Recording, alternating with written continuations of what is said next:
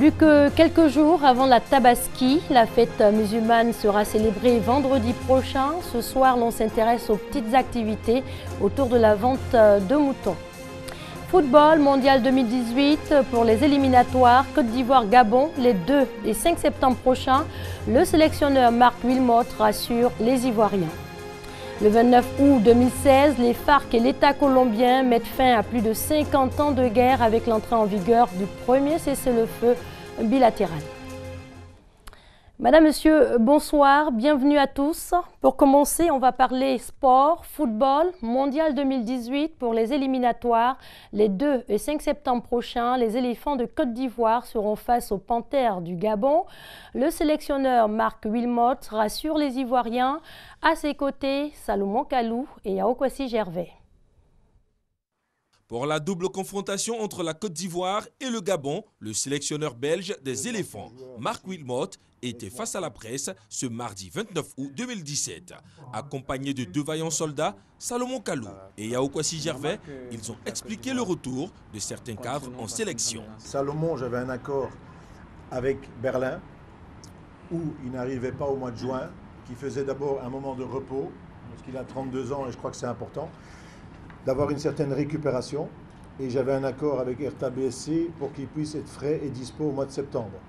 Je ne vous l'ai pas dit, mais l'accord était entre nous. Vous voyez ou pas? Ouais. Voilà. Donc de ce côté-là, et Gervais était déjà là la fois passée, donc je ne vois pas où est le problème. On ne vient pas pour se jouer les héros, non. C'est une équipe, on va tous jouer ensemble pour pouvoir se qualifier. Comme on l'a dit, on doit se qualifier pour la Coupe du Monde. Donc il ne faut pas compter sur certains joueurs, il faut compter sur tous les joueurs et tout le groupe. Au sujet du brassard de capitaine, le Belge et ses poulains ont rassuré le public sportif. C'était le joueur qui a le plus de sélections qui prenait le brassard, qui est dans le 11 de base. Je crois que j'ai été très clair. La règle reste la même. Elle ne changera plus. Elle est fixée. Donc tout dépend de l'équipe de départ et de celui qui a le plus de sélections. Moi je pense que c'est vous qui donnez trop d'importance à ce brassard. Donc, si Gervais débute avec moi, il prendra le brassard, il n'y a pas de problème. Conscient de l'enjeu, Wilmotte et ses garçons sont déjà au laboratoire en vue de bien négocier ce virage. Dans la même dynamique, mais on change de discipline. Jeannot Kwame, porté à la tête de la Fédération ivoirienne d'athlétisme. 4 candidats étaient en lice et c'est l'ex-directeur technique national qui a été élu président de la FIA. C'était lors de l'Assemblée générale élective tenue hier lundi. Seydou Koulibaly et Aude Alegbe de RTI Sport. Kwame Kwadwo Jeannot est le nouveau patron de l'athlétisme ivoirien. Il a été élu président de la Fédération ivoirienne d'athlétisme lundi au cours d'une assemblée générale élective qui s'est tenue dans la salle de conférence du stade Félix Houphouët-Boigny. 4 candidats étaient en lice pour la présidence de la FIA. Kwame Kwadwo Jeannot, Sérikba Augustin, Hervé Porquet et Serge Do. Une assemblée générale élective qui a vu la participation de 40 clubs et 8 ligues. L'US Yamoussoukro, qui a présenté 2 délégués avec 2 mandats à cette AGE, n'a finalement pas pu prendre part aux travaux et à l'élection. Un peu de tension avant les choses sérieuses. Au bout d'un premier tour serré, Kwame Jeannot a récolté 19 voix, Sérikba Augustin 16 voix, Hervé Porquet 10 voix et Serge Do 3 voix. Un second tour s'impose alors et des alliances se sont formées. Et c'est Kwame Kwadwo Jeannot qui l'emporte dans ce second round avec 31 voix contre 17 pour Sérikba Augustin. Le nouveau patron de la FIA a annoncé que la formation sera l'une de ses priorités. Nous avons vraiment un défi à relever. Beaucoup de choses, nous avons beaucoup de choses à faire. La formation, il faut qu'on le fasse pour qu'on puisse penser à avoir de grands athlètes. Vous avez vu un peu au jeu de la francophonie, notre athlète Sissé est sorti d'un centre de formation à Yamoussoukro et il est à Dakar dans un centre de formation. C'est à partir des centres de formation que nous pouvons avoir des athlètes de haut niveau. Et si nous ne formons pas aussi les encadreurs sur le plan national, vous allez voir qu'on n'aura pas des athlètes pour pouvoir prendre la relève. Kwame Jeannot succède à Nicolas Debrimou qui a démissionné en décembre dernier. L'ex-directeur technique national de la FIA devra surtout réunir tous les fils de l'athlétisme. Et puisque nous y sommes, parlons d'elle. L'athlète ivoirienne Marie-Josée Talou va regagner Abidjan samedi 2 septembre à 17h40. La vice-championne du monde sur 100 et 200 mètres, de retour après sa brillante prestation au 16e championnat du monde d'athlétisme à Londres, en Angleterre. Elle arrive samedi. Mais avant, c'est-à-dire vendredi, la communauté musulmane va célébrer la Tabaski. Elle va imiter ainsi le geste de dévotion et de soumission d'Abraham à Allah. Abraham qui a accepté d'égorger son unique fils Ismaël, mais au lieu et place de l'enfant, Dieu envoie un mouton qui servira d'offrande sacrificielle. Et justement, la foire aux moutons est ouverte. Approvisionnement, prix du mouton et sécurité au parc à bétail. Le point avec Grace Kando. Parc à bétail de Port-Boué. À quelques jours de la fête de la Tabaski, les clients se bousculent vers les enclos pour s'approvisionner. Huguette a pu s'offrir un mouton grâce à l'intervention du Conseil des consommateurs du district d'Abidjan déployé sur le site. Le Conseil mène une campagne de sensibilisation dénommée « Un bétail sain et à moindre coût ». J'ai un oncle qui est musulman. C'est lui qui m'a envoyé ce matin pour venir acheter un mouton. Je suis allée vers le service consommateur qui m'a permis de pouvoir acheter le mouton à moins de coût. C'était 200 000 francs. Le service consommateur m'a permis de l'acheter à 130 000. Donc vraiment, je suis très contente et j'aimerais que cela continue chaque année. C'est pour recueillir les préoccupations des consommateurs. Tous ceux qui viennent ici, quel que soit ton argent, on te guide vers des personnes où tu peux avoir vraiment un mouton à moins de coût et de qualité. Nous avons déjà aidé plus de 400 personnes qui sont enregistrées. Le parc à bétail de Port-Boué a été approvisionné par les acteurs de la filière bétail-viande et le district d'Abidjan. À ce jour, il enregistre 105 000 têtes de moutons sur 120 000 attendus et 11 000 têtes de bœufs. Le district a mis les grands moyens. Personne n'a été emmerdé. Les moutons sont venus sans les faux frais. Donc le prix est abordable. Tout le monde peut avoir mouton à sa bourse. Aujourd'hui, les faux frais ont disparu. Tu prends ton mouton, tu viens, tu n'as rien à payer. Ce que tu dois payer, c'est à l'abattoir. Ici, tu vas payer, puis tu installes, tu vends tes moutons.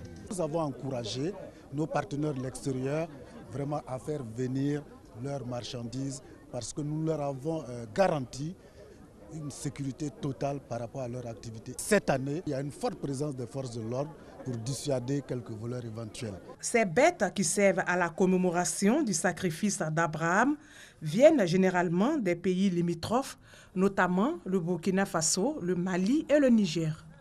Le ministère des Ressources animales et halieutiques s'implique également dans l'approvisionnement. Le gouvernement a mis en place un comité de lutte contre la vie chère. Et ce comité de lutte s'est mis au travail. Et justement, c'est la politique qui doit accompagner cette politique de lutte contre la vie chère qui nous amène au résultat d'aujourd'hui, qui fait qu'au lieu de 80 000 têtes de moutons, au jour d'aujourd'hui, nous sommes à plus de 100 000. La fête de la Tabaski ou l'Aïd el-Kébir sera célébrée ce vendredi 1er septembre. Une cérémonie qui rime avec partage, charité et solidarité. Vous l'avez entendu, appelée aussi Aïd el-Kébir, la Tabaski est la fête la plus importante de l'islam. Le point central, le sacrifice d'un animal est le plus souvent le mouton. Et autour de la vente du mouton de l'Aïd, deux petites activités. Moussa Kounaté nous en parle. Abattoir de Williamsville à Adjamé, à côté des vendeurs de bétail, ses enfants, leur tâche, laver les moutons. Une activité occasionnelle pour se faire de l'argent. Quand les gens achètent le mouton, on nous donne et puis on nous donne l'argent. 200, 500, 1000 francs. On gagne là, on a commencé, ça fait 3 jours. À quelques mètres de là, ces femmes vendent des feuillettes, de l'herbe servant de nourriture pour les bêtes. Ici, ils viennent acheter des herbes pour donner les moutons. Nous allons chercher vers l'université d'Aboubou. Non, ceux qui vont là, nous on achète chez eux à 50 et puis nous on vient se débrouiller ici à 100 francs. Dans cet abattoir, on trouve des vendeurs de cordes, également de couteaux et autres engins pour l'immolation du mouton. Tout est donc réuni sur cet espace pour permettre aux fidèles musulmans de passer une belle fête de l'Aïd el-Kébir ou fête de Tabaski. Les vacances scolaires s'achèvent. Elles ont été bien remplies par la radiodiffusion télévision ivoirienne qui a permis aux populations de passer de belles vacances grâce à plusieurs émissions, notamment By Night de Radio Côte d'Ivoire et le Beach de la 2. Franck Quadio. La radiodiffusion télévision ivoirienne RTI communie avec les populations du Bassa Sandra. 2 émissions spectacles offertes au public en ces vacances scolaires. D'abord, l'émission By Night de Radio Côte d'Ivoire dans un bar de la ville. 22h, les techniciens vérifient les installations. 1 heure plus tard, la balance, le temps pour les invités de s'installer. Puis, commencent les festivités. 2 heures durant, les mélomanes de la cité balnéaire, avec à leur tête le maire, font la fête avec la RTI.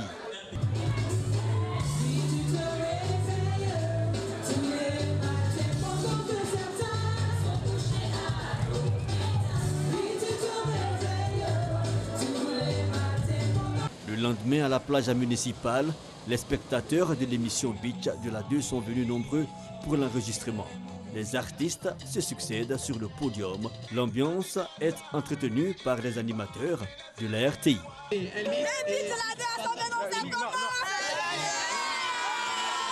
Je trouve l'ambiance chaud, très chaud, mal chaud.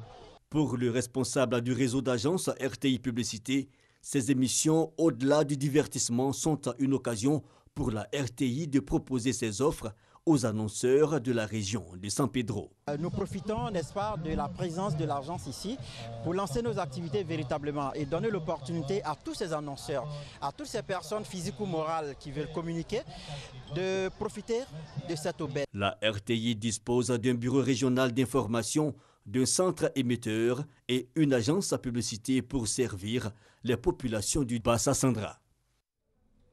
Hors de chez nous, en bref, au Sénégal, le leader du front contre le franc CFA comparaît devant la justice à Dakar. Kémi Séba est accusé d'avoir brûlé la semaine dernière un billet de 5 000 francs CFA. L'activiste est poursuivi pour altération de signes monétaires. Il est poursuivi par la justice après l'accusation portée contre lui par la Banque centrale des États de l'Afrique de l'Ouest. Il encourt une peine de 5 à 10 ans de prison selon la loi sénégalaise.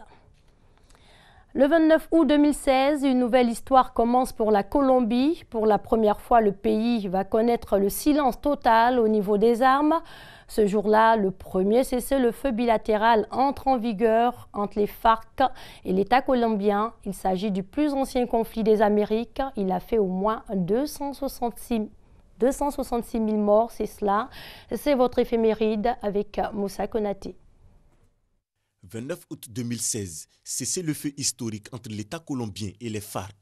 Signé entre la guérilla des FARC et le président et chef des armées de la Colombie, l'accord devrait permettre au pays d'accélérer sa croissance économique après une guerre meurtrière de plus d'un demi-siècle. Derrière cet accord de paix historique se dressent 2 protagonistes aux antipodes du spectre politique. Un chef d'État conservateur issu d'une famille riche, le président colombien Juan Manuel Santos, et un leader guerriero marxiste d'origine paysanne, Rodrigo Londono, mieux connu sous ses noms de guerre, Timoleon Jiménez ou Timochenko, qui ont mis leur avenir politique en jeu pour parvenir à leur fin. Les 2 anciens ennemis passeront ainsi à l'histoire pour avoir mis un terme à un conflit qui a ravagé la Colombie.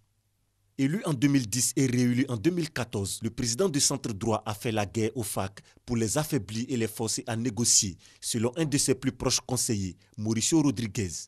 De son côté, Timoleon Jiménez a fait preuve d'une détermination semblable au président Santos.